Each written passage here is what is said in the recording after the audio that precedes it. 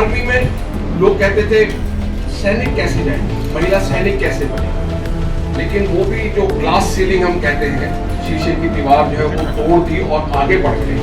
हरियाणा पहला ऐसा राज्य जहां पूर्व सैनिक और अर्ध सैनिकों के लिए बोर्ड बना। जिन सैनिकों ने देश के लिए शहीद हुए हैं, शहादत दी है, उनके नाम पर कोई भी राजनीति ना करे। पाकिस्तान का जो मंत्री है वो पार्लियामेंट में खड़े होकर लोगों की टेबल की थपाट के बीच कह रहा है कि पुलवामा अटैक हमने करवाया। जो देश के बारे में गलत सोचने वाले लोग जो अनर्गल बातें करते हैं, हमारे सैनिकों के बहादुरी के ऊपर जो बार बार प्रश्न चिन्ह खड़ा करते हैं, केवल वो ही नहीं, उनके जो आका हैं जिसे वो हाई कमान कहते हैं, वो लोग भी ऐसा कर रहे हैं। और भाषा उनकी ऐसी है जैसे वो भारत के नहीं किसी दूसरे मुल्क के बाशिंदे हैं, किसी दूसरे मुल्क के वासी हैं। तो उस बात को रखने के लिए हम लोगों ने उनके दिमाग की खिड़कियों को खोलने के लिए, क्योंकि दिमाग की खिड़कियों को खोलने के लिए मीडिया ही सबसे अच्छा माध्यम है, मीडिया ही सबसे अच्छा साधन है। आज की इस प्रेस वार्ता में हमारे बीच में उपस्थित विंग कमांडर जितेंद्र डोभाल जी, हमारे बीच में हमारे मीडिया के साथी विनोद गुप्ता जी हैं और हमारे आभास जी हैं यहाँ, जो सहयोगी के नाते विनोद गुप्ता जी के तरफ काम देख रहे हैं। राज मदान जी हैं जो सारी व्यवस्थाओं में और मीडिया का काम देखते रहते हैं। उन्होंने आप लोगों को यहाँ बुलाया, आपका खैर मकदम स्वागत, अभिनंदन। और मीडिया भी जागरूक रहती है हमेशा समाज के उन मुद्दों को उठाने के लिए जो देश हित में, जो जवानों के साहस को प्रदर्शित करने के लिए रहता है। आपने अभी पिछले दिनों सुना होगा फरीदाबाद में जो लोगों ने बात रखी, उस बात को रखने के लिए हमारे साथ हमारे सैनिक प्रकोष्ठ के साथी यहाँ बैठे हुए हैं। मैं उनसे निवेदन करूंगा उस बात को पूरे तरीके से रखें और आप लोगों को समझाएंगे भी सही, बताएंगे भी सही कि सच्चाई और हकीकत क्या है, क्योंकि जो है वही बता पाएगा उस बात की सच्चाई को। मैं कैप्टन जयचंद जी से आग्रह करूंगा, उससे पहले मैं आग्रह करूंगा जितेंद्र डोभाल जी से कि वो भी अपनी बात रखेंगे, उसके बाद कैप्टन जयचंद जी अपनी बात। जितेंद्र डोभाल जी।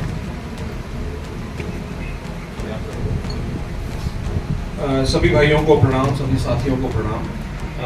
जैसा कि हमारे जबरदस्त जी ने बड़ा साफ बता दिया आज का विषय क्या है, मैं आपको थोड़ी सी बैकग्राउंड में लेना चाहूँगा। देखिए 2014 में भारतीय जनता पार्टी की सरकार पहली बार श्री नरेंद्र मोदी जी की अगुवाई में सरकार बनी, और मैं आपको बताना चाहता हूँ कुछ बिंदु मैंने लिखे हुए हैं जो आपके समक्ष रखना चाहता हूँ। कई बातें लोगों को मालूम नहीं है, या कई लोगों को बात मालूम होते हुए भी किसी और भावना से उस चीज को अलग दिशा में ले जाया जाता है। कभी एक कमेटी के पास, कभी दूसरी कमेटी के पास, कभी तीसरी एक्सपर्ट कमेटी के पास। 2014 के आम चुनाव के पहले माननीय मोदी जी ने एक आम सभा में खुले रूप से कहा था कि एक साल के अंदर ये जो 20-22 साल से OROP का इशू चल रहा है, इसको मैं आपको आपका भुगतान करवा दूं। तो एक साल खत्म होते होते 2015 में OROP, जिसे हम OROP 1 कहते हैं, वो डिक्लेयर हो गई, उसका पेमेंट भी हो गया, डिक्लेयर हो गई, उसका पेमेंट भी हो गया। उसके बाद में दूसरे कार्यकाल में लोगों का कुछ इशू उठा कि इसका अपग्रेडेशन होना चाहिए। अब देखिए सरकार की प्रतिबद्धता देखिए और मोदी जी की गारंटी देखिए। 2022 में सेकंड OROP आ गई, जिसे हम अपग्रेडेड OROP कहते हैं, 2022 में आ गई दूसरे कार्यकाल में। उसके कारण भी कुछ इश्यूज है। जब भी हम कोई पेमेंट करते हैं, कोई पॉलिसी लेते हैं, तो कुछ लोग असंतुष्ट रह जाते हैं क्योंकि कुछ विसंगतियां होती हैं पॉलिसी में भी। अब जब वो OROP 2 लागू हुई, कुछ विसंगतियां थी उसमें, सरकार ने उन्हें कबूला, ओपन प्लेटफॉर्म पे सरकार ने बोला कि हाँ कुछ ऐसे इश्यूज हैं। उसके लिए सरकार ने एक ऑलरेडी कमेटी गठित कर दी है। एक टेबल नंबर 6, 7 और 8 टेबल नंबर पर काफी डिस्कशन हो रहा है। 8 टेबल नंबर और उसके अलावा और भी जो विसंगतियां, जो पर्टिकुलरली ऐसे सैनिक हैं जो कि सूबेदार मेजर तक हैं, उनकी विसंगतियों को उन्होंने एक्सेप्ट कर लिया है। अलग अलग सैनिक संगठनों, चाहे वो सैनिक संगठन रजिस्टर्ड था या नहीं था, उन्होंने वहां से इकट्ठा कर ली। और तीसरे कार्यकाल में मुझे पूरी उम्मीद है कि वो इसका भी निपटारा हो जाएगा। ये बहुत बड़ी अचीवमेंट है कि जो काम 20-22 साल नहीं हुआ उसके 3 स्टेजेस कंप्लीट हो रहे हैं। इसके अलावा आप देखिए, महिला सशक्तिकरण बिल तो आया पार्लियामेंट में अब, लेकिन देखिए एनडीए में गर्ल कैंडिडेट्स का जो नेशनल डिफेंस एकेडमी खड़गवासला में है, उसमें पहला बैच जो है वो दूसरे कार्यकाल में शुरू हो गया और सबसे ज्यादा लड़कियां जो है वहां उस बैच में हरियाणा से। इसके अलावा आर्मी में लोग कहते थे सैनिक कैसे जाएंगे, महिला सैनिक कैसे बनेंगे, लेकिन वो भी जो ग्लास सीलिंग हम कहते हैं, शीशे की दीवार जो है वो तोड़ दी और आगे बढ़ गए। और आर्मी में महिला सैनिकों की भर्ती 2021 में भारतीय जनता पार्टी के दूसरे कार्यकाल में शुरू भी हो गई। इसके अलावा आर्मी में पहली सूबेदार, महिला सूबेदार प्रीति रजक इसी कार्यकाल में। मैं उसी का, मैं 2 मिनट लूंगा उसी का। उसके अलावा पहली महिला कमांडिंग अफसर भी कर्नल प्रियंका सिंह इसी कार्यकाल में। उसके अलावा इन्होंने फील्ड में रहने वाले लोगों के लिए क्वार्टर्स, राशन में मिलेट्स, पौष्टिक आहार और आर्म फोर्सेस ट्रिब्यूनल की 2 बेंचेस बना दी। हरियाणा पहला ऐसा राज्य जहां पूर्व सैनिक और अर्ध सैनिकों के लिए बोर्ड बन गया। अब अगर ये परिप्रेक्ष्य है, ये बैकग्राउंड है, तो क्या कोई सरकार अपने सैनिकों, अर्ध सैनिकों के साथ कोई छल कपट कर सकती है जैसा कि बताया जा रहा है? मैं अभी माइक दूंगा हमारे कैप्टन जयचंद जी को और मैं आपको एक वीडियो की आवाज सुनाऊंगा। मैं स्पीकर लेके आया हूं जिसमें पाकिस्तान का जो मंत्री है वो पार्लियामेंट में खड़े होकर लोगों की टेबल की थपथपाहट के बीच कह रहा है कि पुलवामा अटैक हमने करवाया। ये एक ऐसा वीडियो है जो हमने काफी रिसर्च के बाद लिया है और मुझे पूरी उम्मीद है कि आपके माध्यम से ये जनता के बीच में जाएगा, गांव-गांव तक जाएगा और जो एक गलत नैरेटिव सेट किया जा रहा है या सेट किया जा रहा था 2019 के बाद, फरवरी 2019 में जो अटैक हुआ था, उसको निजात मिलेगा और आप इसमें बहुत बड़ी भूमिका निभाएंगे। गलत नैरेटिव हमने और मीडिया ने और क्या नाम है कांग्रेस ने नहीं किया, आपके राज्यपाल ने किया। कौन राज्यपाल? मैं उसमें भी बताऊंगा। अभी इनकी बात सुन लीजिए।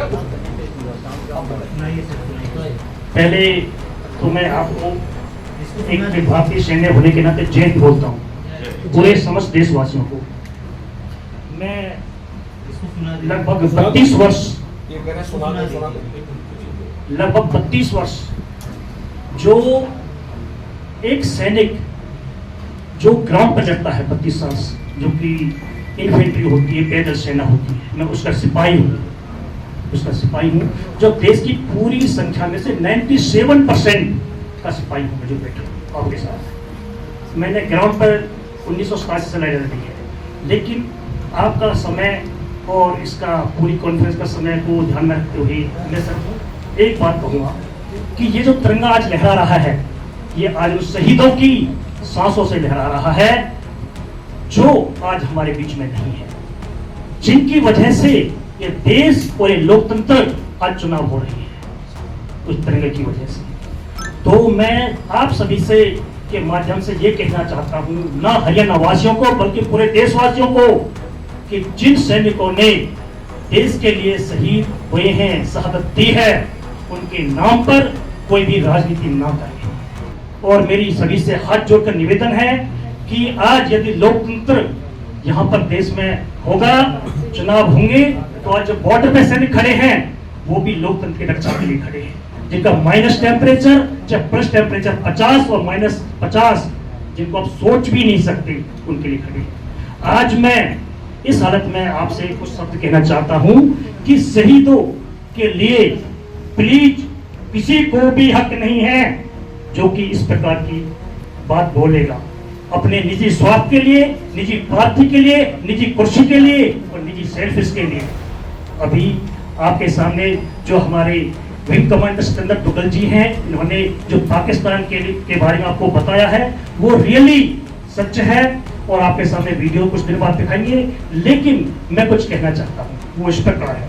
14 फरवरी 2019 में जब जम्मू से श्रीनगर के लिए एक सीआरपीएफ की कानवाई एक इंग्लिश का वर्ड है, जो कि हमारी इकट्ठी गाड़ी चलती है, उनको ले जा करके सीआरपीएफ जब श्रीनगर में जा रही थी, तो उन जवानों को ले जा रहे काफिले पर जैसे मोहम्मद के आतंकवादी मोहम्मद आदिलदार ने आत्मघाती हमला किया, जिसमें हमारे 40 जवान सीआरपीएफ के शहीद हो गए थे। और इसकी भर्त्सना यूनाइटेड नेशन व अन्य देशों के अलावा United States of America, France, सऊदी अरब, श्रीलंका व बांग्लादेश से ने भी की। यहाँ तक कि पाकिस्तान के तत्कालीन मंत्री फवाद चौधरी ने पाकिस्तान के पार्लियामेंट में शासकों के टेबल को थपथपाने की आवाज के बीच पुलवामा हमले को पाकिस्तानी कामयाबी के रूप में कबूल किया था। और हमारे wing commander Satendra Duggal advocate ji आपको उसकी वीडियो सुनाएंगे, प्लीज वीडियो को ऑन कीजिए।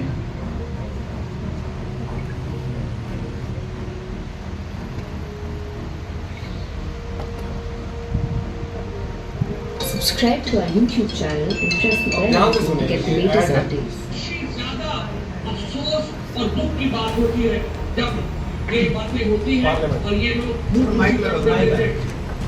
आप इख्तलाफ कीजिए, आप फौज के ऊपर, आप पाकिस्तान की हुकूमत पर तनकीद कीजिए, आप पीटीआई के ऊपर तनकीद कीजिए, आप रियासत के ऊपर तनकीद ना कीजिए। हयात सादिक साहब ने कल यहाँ पर बात की, कह रहे थे, पहली बात तो ये है, मुझे तो समझ नहीं आती, अगर आप एक रियासत की एक एक्टिविटी में आपको इज्जत दी गई, आपको शामिल किया गया, आप असेंबली के फ्लोर के ऊपर आप बातें कर रहे हैं और फिर झूठ इतने एतमाद से बोल रहे हैं कि आप सभी ने इस भी आया नहीं, जिस एतमाद से उन्होंने आके ये बातें की यहाँ पर कि स्पीकर जनाब शाह महमूद कुरैशी साहब की टांगें कांप रही थी, कह रहे थे हिंदुस्तान हमला कर रहा है। अब सुनिए, हमने हिंदुस्तान को घुस के मारा है जनाब स्पीकर वहां पे। और पुलवामा में जो कामयाबी है, ये देखिए, पुलवामा में जो हमारी कामयाबी है, वो इमरान खान की क़यादत में इस कौम की कामयाबी है। उसके हिस्सेदार आप भी सब है, उसके हिस्सेदार हम भी सब है। और जिस तरीके से आप आके ये बातें करें और आप कहें कि वो फखर है। थैंक यू, आप सभी ने सुन लिया होगा। मैं आपको ये वीडियो भी दे सकता हूँ, चाहिए होगा। जिस तरीके से हमने घुस के मारा हिंदुस्तान को, अभी ये वीडियो सुनने के बाद आपको पता है कि कांग्रेस पार्टी के लोकसभा के उम्मीदवार चौधरी महेंद्र प्रताप सिंह ने देश की काबिलियत, उनके विदेशी मामलों के जानकारी व इंटेलिजेंस पर भरोसा शायद नहीं करती, क्योंकि उन्होंने एक वर्ड बोला था, मैंने सुना था, मेरे दिल को बहुत आघात हुआ। मुझे पता नहीं है किसी को हुआ है ना हुआ, लेकिन मुझे हुआ कि शहीदों के लिए इस प्रकार की बातें बोलना ठीक नहीं। चुनाव है, राजनीति हर साल 4 साल बाद चुनाव होंगे, लेकिन ये शहीद देश के होते हैं, देश की मिट्टी के होते हैं, मिट्टी में पैदा हुए भारत माँ के होते हैं। इनके लिए किसी को भी बोलने का हक नहीं है। मैं आज रिटायर हो गया हूँ, लेकिन मरते दम तक मेरी नसों में एक देशभक्ति का खून दौड़ता है, मुझे एक्सेप्ट नहीं। तो मैं अभी आपसे कहना चाहूंगा कि इसी हफ्ते एक चुनाव सभा में फरीदाबाद से इस प्रकार की कार्रवाई दोबारा ना हो। हम फरीदाबाद से कांग्रेस पार्टी ईडी गठबंधन के लोकसभा के उम्मीदवार चौधरी महेंद्र प्रताप सिंह के द्वारा इस प्रकार की चुनावी आप सभा में पुलवामा हमले के ऊपर जो कार्रवाई बोली, कृपया करके ना बोले। और हम उसकी पूर्व सैनिक जिला फरीदाबाद के अध्यक्ष होने के नाते मैं आप सभी से निवेदन करता हूं कि वो हमको मंजूर नहीं है और नहीं होगा। धन्यवाद। उन्होंने, आप सभी ने, यदि मीडिया के नाम पर आप थोड़ा नमक खाते हो तो आपने सभी सुन लिया होगा, मेरे मुंह से मत सुनिए। मैं एक सैनिक हूँ कि शहीदों के लिए, पुलवामा के लिए उन्होंने कुछ वर्ड बोले थे कि ये गलत है।